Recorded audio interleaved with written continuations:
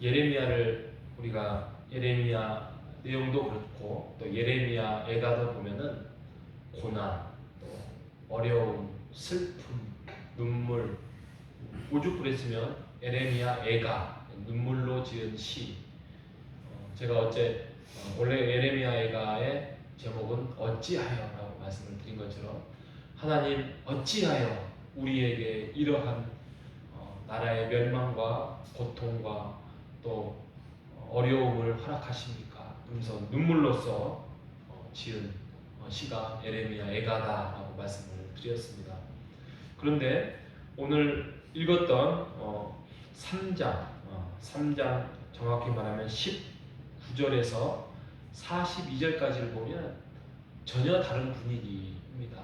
전혀 다른 분위기로 예레미야가 소망을 가지고 희망을 가지고 주님을 찾고 있습니다. 그리고 찾아가고 있습니다.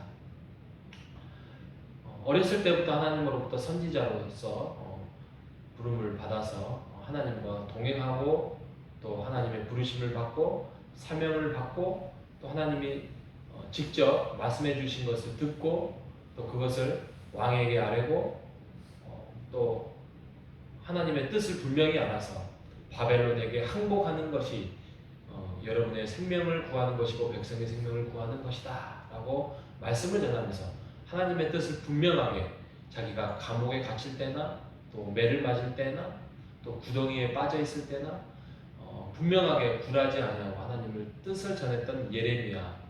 융통성이 없는 것이 아니고 또 그거에 대해서 어떤 잔머리를 쓴 사람도 아니었습니다. 그러니까 그토록 하나님의 뜻을 분명히 알았죠. 또 하나님의 계획하심을 분명히 알았죠. 그렇기 때문에 현실이 너무 참혹하더라도 정말 슬프고 고통받고 또 어려움에 처하고 외로움에 처할지라도 그는 하나님의 뜻을 분명히 전하면서 오늘의 3장 말씀을 전하고 있습니다. 그런데 오늘의 그 말씀이 희망이에요. 소망이에요. 지금의 처해 있는 고난 속에서 우리가 어떤 주위에 있는 사람이 자 힘내라, 소망을 가져라. 정말 그런 말을 하기가 쉽지 않습니다. 쉽지 않습니다.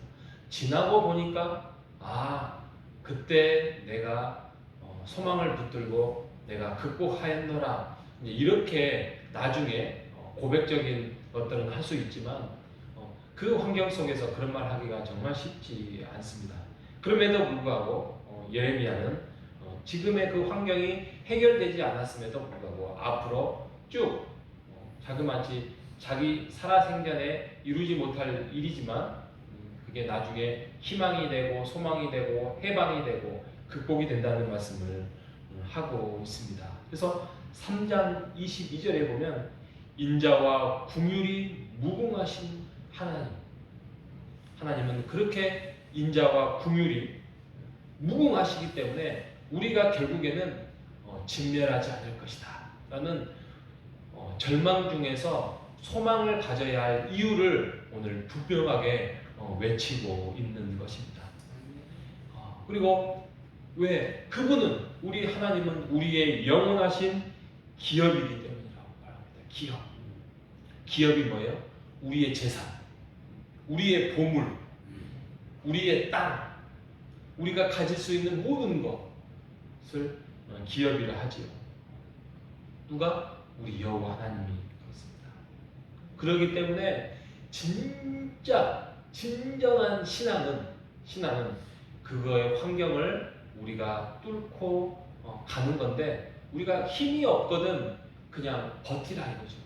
그걸 버티고 여호와 하나님을 향해서 부르짖을 때도 있고 또 그냥 이를 악물고 버틸 때도 있지만 25절에 기다리는 자, 26절에 기다림, 여호와의 구원을 바라고 잠잠히 기다리는 것이 복이다라고 말합니다. 신앙은 기다립니다. 신앙은 기다립니다. 이 땅을 살아가면서 우리가 기다릴 수 있는 신앙을 가질 수 있는 것은 그 사람은 엄청나게 성숙한 사람이고 하나님의 뜻을 아는 사람입니다. 어떻게 기다리느냐? 27절에 보면 사람이 젊었을 때에 고난의 멍에를 매는 것, 이 멍에가 고난이거든요. 그 멍에를 매는 것이 좋다라고 했습니다. 왜? 주께서 그것을 허락하셨기 때문이다. 배우게 하셨기 때문이다라고 말씀을 하고 있습니다. 29절에 가면 이해하지 못하는 문장들이 좀 나옵니다. 그걸 좀 풀어 말씀을 드리면 그대의 입을 땅에 티끌에 댈지어다. 혹시 소망이 있을지어다. 우리의 입을 땅에 티끌, 그러니까 땅에 티끌은 이제 흙이잖아요.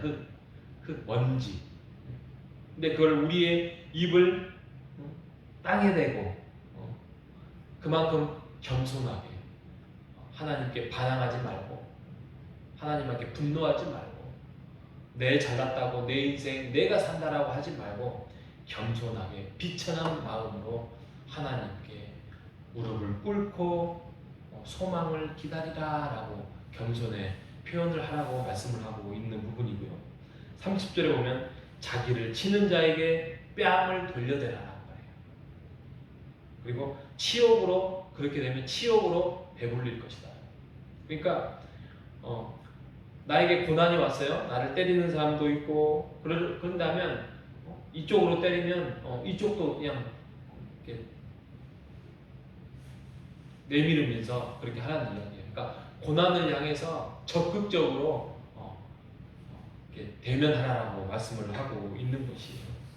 그런데 이런 고난이 왜 하나님께서 우리를 사랑하시는데 이토록 우리에게 고난을 허락하시는가?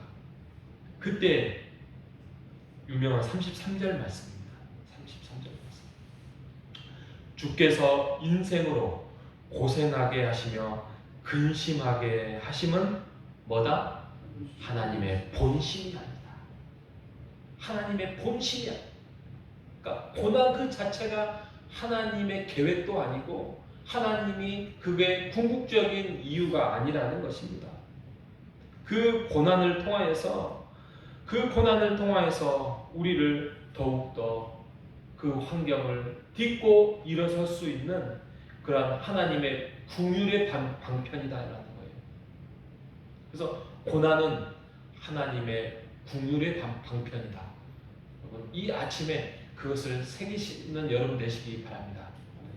고난은 하나님의 긍휼의 방편, 사랑의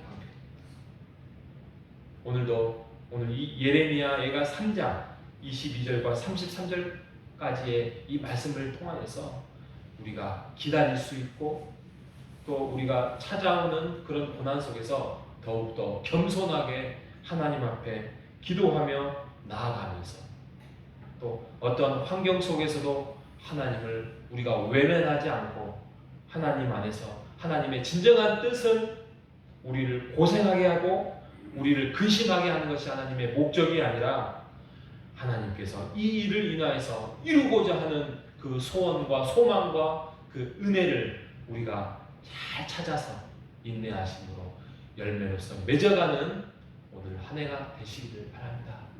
이제 얼마 남지 않는 이 한 해 동안 그 어려웠던 그 고난들 여러분 잘 지나오지 않았습니까? 우리가 힘내서 또 우리가 혼자 힘들면 우리가 교구에서 또 가족들과 영적인 가족들과 함께 서로 힘내게 또 기도하고 또 나누면서 같이 합심으로 기도하고 그러면서 서로 독려하며 격려하는 그런 아름다운 우리 호산나 교회가 되기를 바랍니다. 하나님이 허락하셨던 그런 공동체를 통하여서 우리가 함께 힘을 모으고 서로에게 격려하고 나아가는 그래서 하나님이 이루고자 하는 교회의 모습, 하나님이 이루고자 하는 가정의 모습, 하나님이 이루고자 하는 우리 개인의 성숙의 신앙의 모습으로 오늘 하루도 빚어가시고 만들어가시는 우리 모두가 되시기를 주님의 이름으로 축복합니다. 하나님 아버지 감사합니다. 주께서 허락하시는 이 고난이 우리를 고생하게 하는 거나 근심으로 하는 것이 목적이 아니라는 사실을 우리에게 말씀을 허락해 주셔서 감사합니다.